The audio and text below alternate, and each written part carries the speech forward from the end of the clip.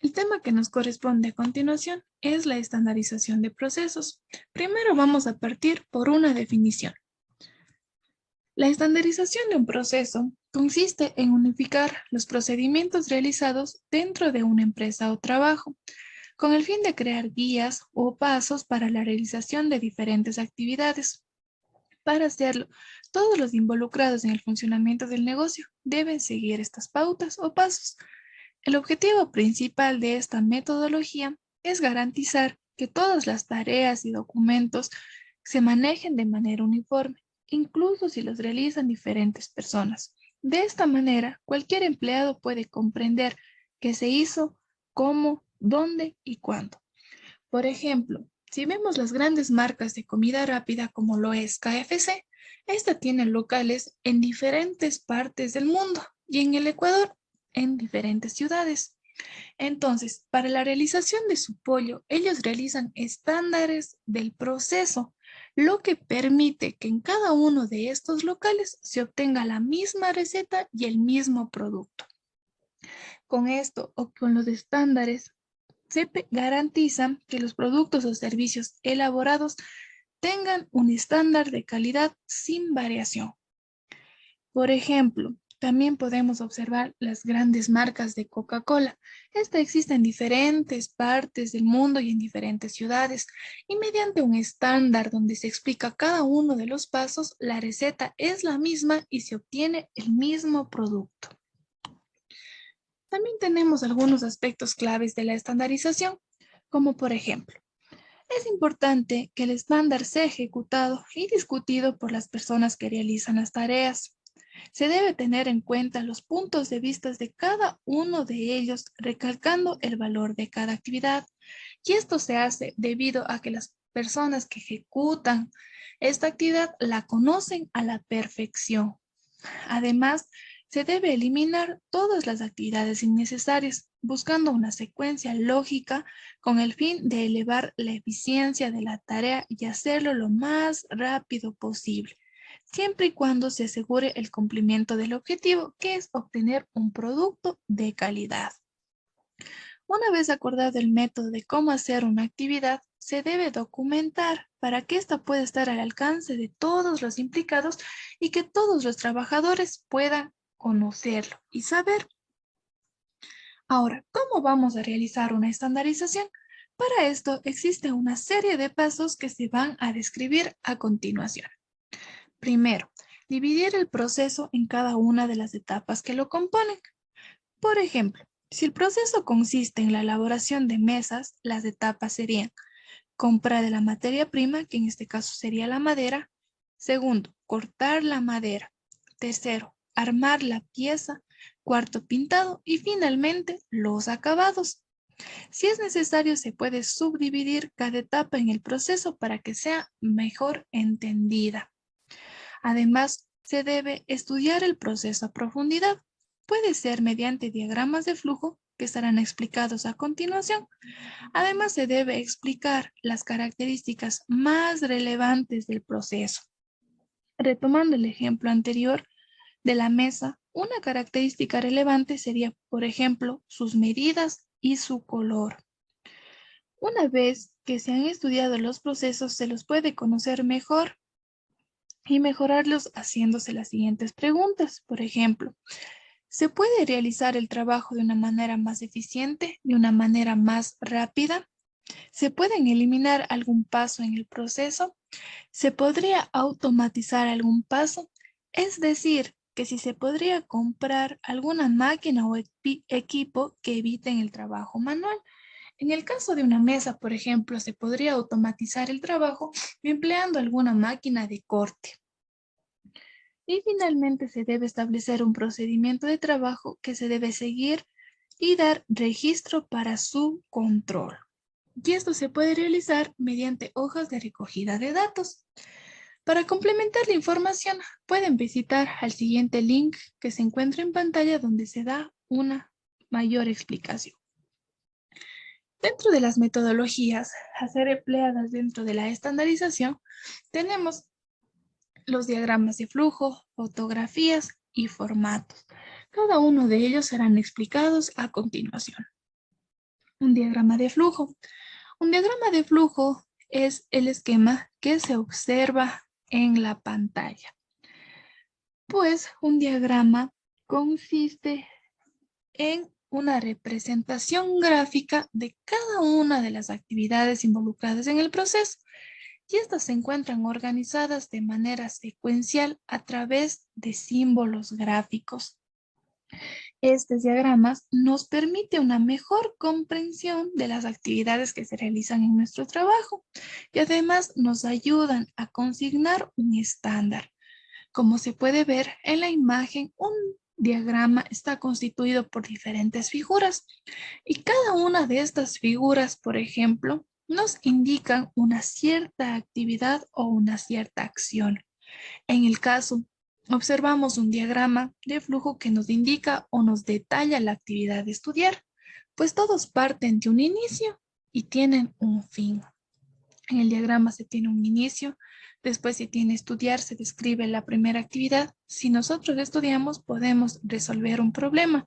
Después se ve una decisión, pues está bien lo aprendido nos ha servido para resolver un problema. Si la respuesta es sí, damos fin a nuestro diagrama, pero si la respuesta es no, tenemos que volver a estudiar. A continuación también tenemos un diagrama de flujo. Pues los diagramas de flujos pueden ser tan complejos dependiendo de la actividad. Pueden ser muy sencillos como el anterior mostrado o muy complejos como el que se ve a continuación. En este caso, vamos a describir la actividad de freír. Como habíamos mencionado, tienen un inicio y tienen un fin. Partimos nuestra actividad con inicio, después para freír, ¿qué necesitamos? Coger un sartén, después del sartén se lo coloca en la cocina, después se le añade aceite y nos hacemos una pregunta de decisión. ¿Es suficiente el aceite? Si la respuesta es sí, procedemos a encender el fuego, pero si la respuesta es no, tenemos que añadir más aceite. Y así se van describiendo todas las actividades para realizar la fritura. Ahora, habíamos mencionado que un diagrama de flujo está formado por diferentes figuras. Pues tenemos un círculo alargado, como se ve en la imagen, ese círculo. Esto nos indica el inicio y el fin del proceso. Indica también una parada o una interrupción programada de la actividad. Por ejemplo, si nuestro proceso consiste en la elaboración de un queso, pues es necesario añadirle cuajo a la leche y esperar un cierto tiempo hasta que se dé la formación del queso. Entonces, este tiempo o esta parada del proceso es una parada programada y se puede especificar con un círculo alargado. También podemos observar que había una serie de rectángulos. Estos rectángulos indican un proceso. Se utiliza para describir una actividad determinada o una operación. En este caso, por ejemplo, una actividad es coger el sartén, otra actividad es colocarla sobre la palanca. Después tenemos también un rombo. Este rombo nos indica una decisión y es empleado para la toma de decisiones que se ven involucradas en el proceso. Es decir, si una actividad tiene una cierta característica, se realiza una actividad en específico o de lo contrario no.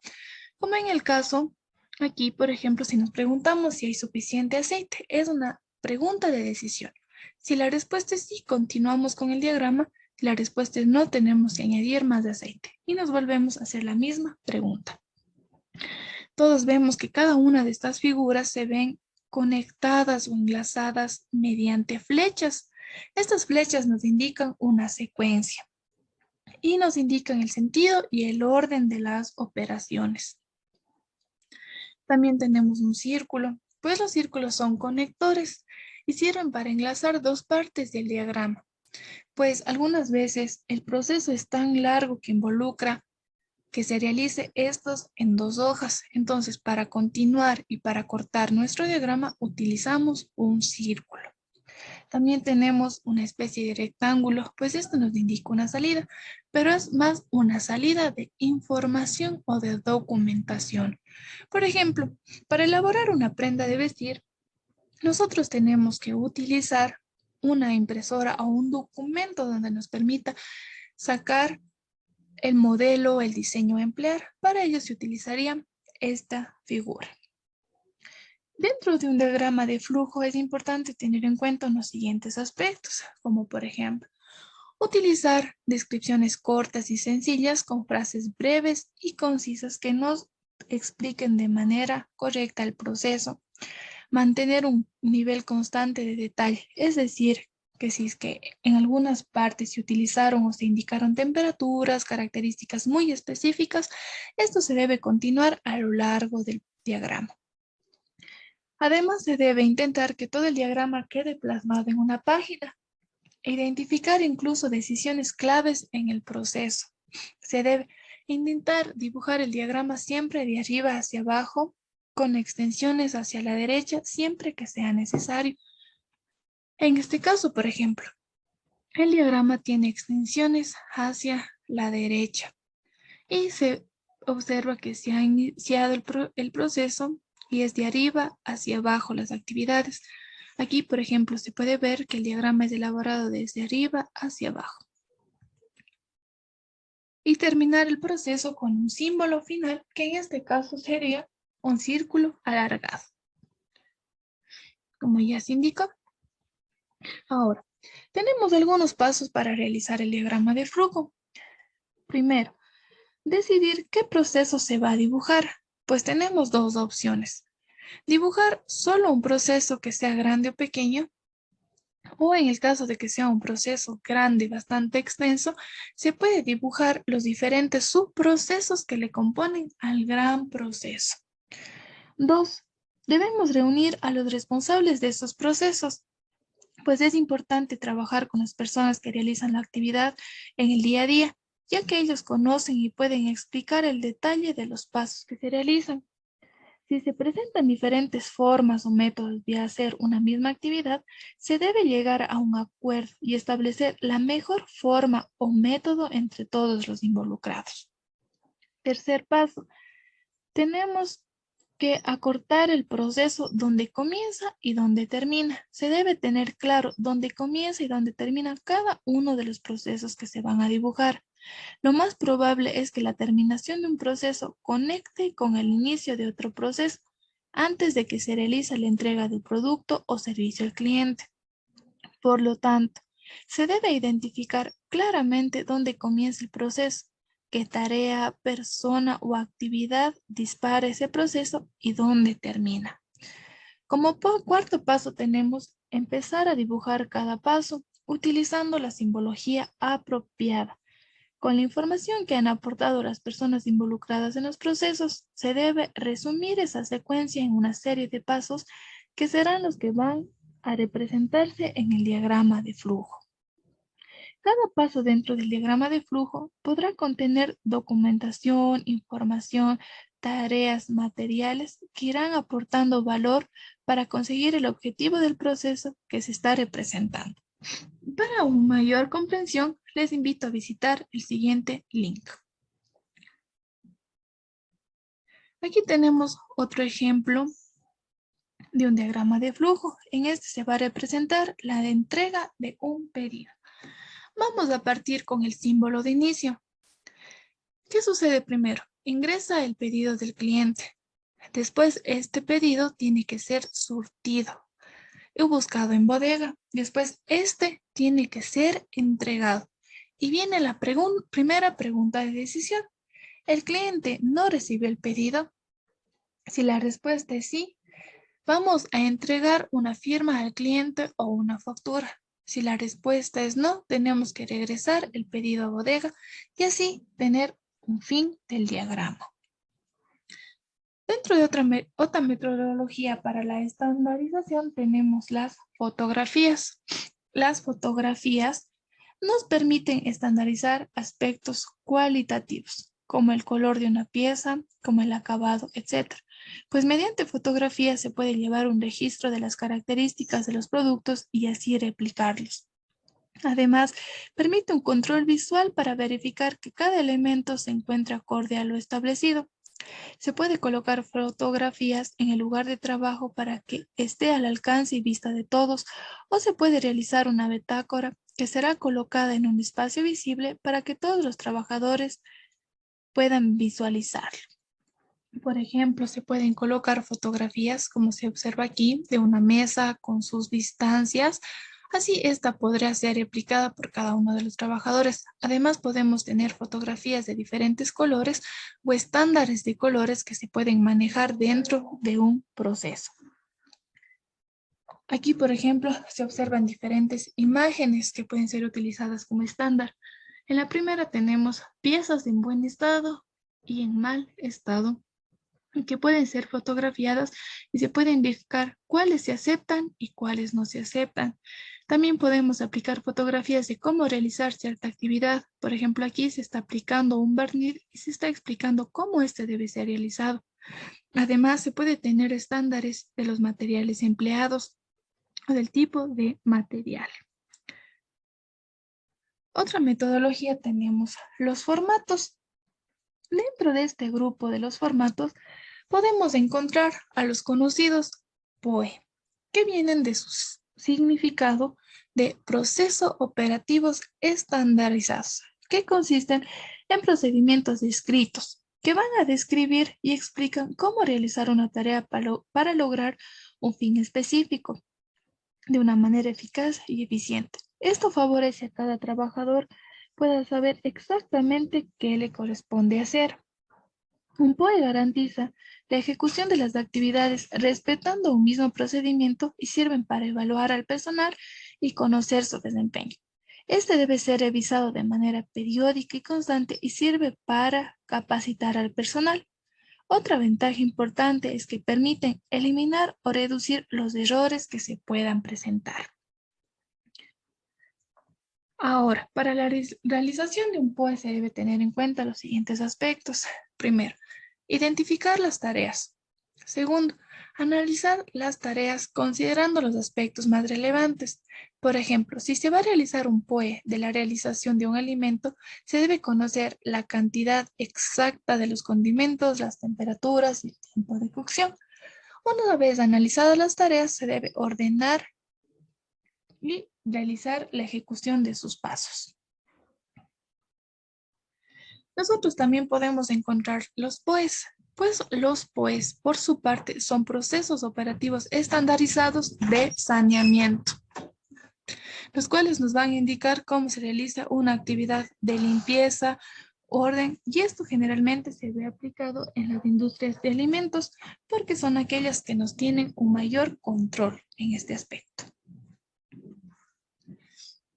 Dentro de un POE o de un POES es conveniente aplicar ciertas características para darle mayor formalidad al estándar, pues se debe incluir quién la elaboró.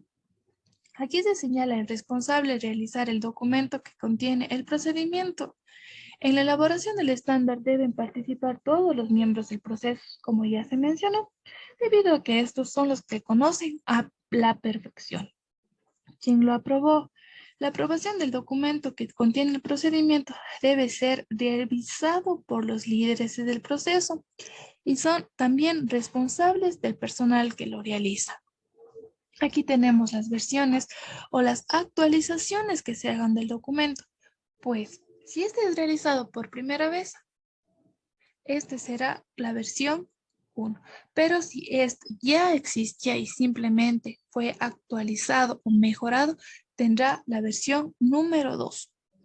También tenemos la fecha a partir de la cual entra en vigencia el documento, es decir, la fecha en la cual van a realizarse las actividades. Además, se deben indicar las actividades básicas para realizar el trabajo, pues existen algunas tareas que requieren un mayor detalle o una mayor especificación. Ahora, tenemos la estructura de un POE. Un POE está formado por un encabezado, por un objetivo, por alcance y por responsabilidad. Además, por definiciones, un procedimiento, registro, formulario, por referencia y por anexos. En el encabezado de un POE o un POES se incluye el logo de la empresa, el nombre de quien lo elaboró, su fecha de elaboración y la versión. En el objetivo se indica la finalidad del procedimiento que se pretende conseguir y lograr. Se debe señalar con qué fin se realiza la rutina que se describe en el documento, es decir, debe proporcionar instrucciones precisas para la ejecución de las tareas. Nos indica el alcance. Aquí se indica las diferentes áreas a las cuales les compete dicho instructivo o aquellas a las que la información detallada les puede servir. Por ejemplo, este procedimiento tiene como alcance a las áreas de bodega, oficinas, baños, etc. La responsabilidad. Aquí se indica quién es el responsable de asegurar que se cumplan los procedimientos, que pueden ser los diferentes jefes de cada área. También tenemos las definiciones. En las definiciones vamos a indicar el significado de ciertas palabras claves que faciliten el entendimiento del procedimiento. En el procedimiento de desarrollo como tal es la parte principal del documento, en donde se indican paso a paso detalladamente la actividad. Tenemos el registro formularios que nos indican o que nos ayudan a llevar controles del proceso. Aquí pueden tratarse de una hoja de recogida de datos, de formularios, etc. Y en las referencias indica la bibliografía empleada, es decir, el libro o documentos en la web que son utilizados para la realización del POE. Y en los anexos es un material de soporte, pues se puede involucrar fotografías, los diagramas de flujo del proceso. Ahora vamos a ver algunos ejemplos.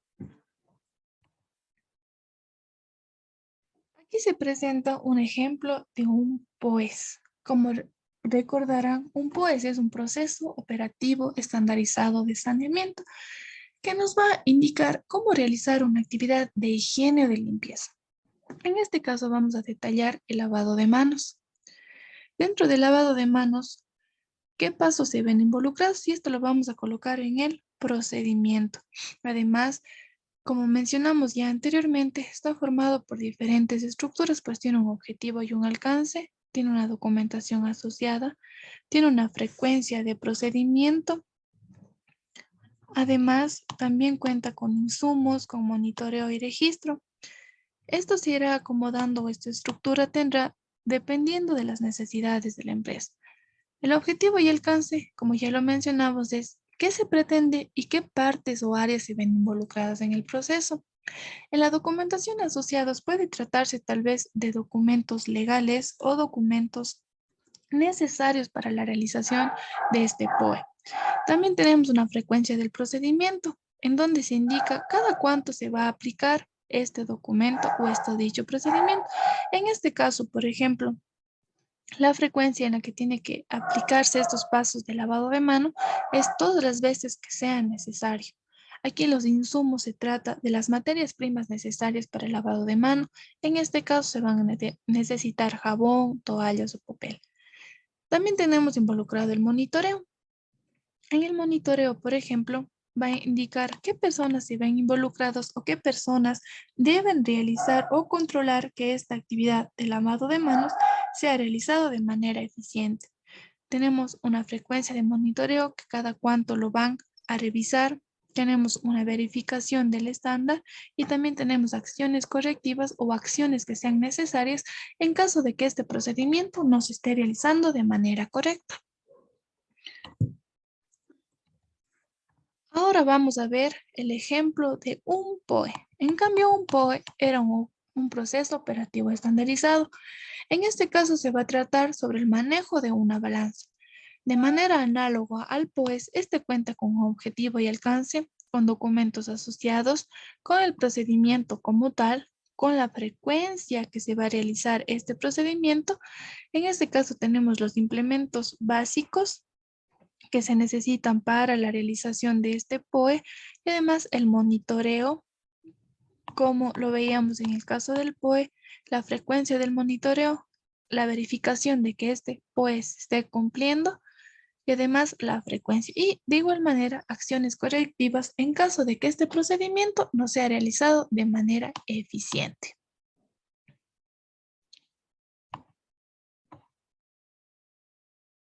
Ya se ha revisado un ejemplo de un POES.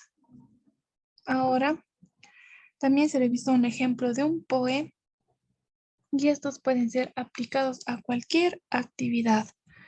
Ahora vamos a ver un ejemplo de estandarización, para lo cual les invito a ver el siguiente video. Llegamos a la parte de las humitas. 1500 humitas al día se generan aquí. Lo le hemos modificado hasta llegar, creo, a la receta ideal. ¡Qué bien! Ahora, una de las cosas que me llama la atención es que el packaging de la humita, por así decirlo, está acostado todo simétricamente. Vamos a ver, ¿cuál es su nombre, jefe? Clever de la Cruz. Don Clever, vamos a ver cómo se hace una humita. Usted ya pone ahí 2 de estos. Ay, él le mete la mezcla. Él le mete el queso. Al queso me encanta encontrar. Ahí le tapa la parte de arriba, igual con 2 de esos. ¡Tum! Y va. Perfecto. Entonces aquí, amigos, así funciona Sweet and Coffee. Uno ve un ejército de... Como se observó en el video, se trata de un proceso de elaboración de las humitas. Pues en esta nos explica cómo se realiza estas y como se observó, existe un tamaño específico para las hojas de envoltura. Es decir, que ya las hojas están estandarizadas a un tamaño específico. De esta manera, todos los productos que saldrán o serán producidos tendrán el mismo tamaño, el mismo contenido de masa, etc. Entonces, como conclusión, se podría decir que la estandarización se puede aplicar a cualquier proceso. Existen diferentes metodologías para realizarlo, dependiendo la aplicación o la actividad que se vaya a realizar. Pues si se trata de un POE, puede ser aplicado a cualquier actividad y si se trata de un POES específicamente para actividades de limpieza y saneamiento. Esto sería todo. Muchas gracias.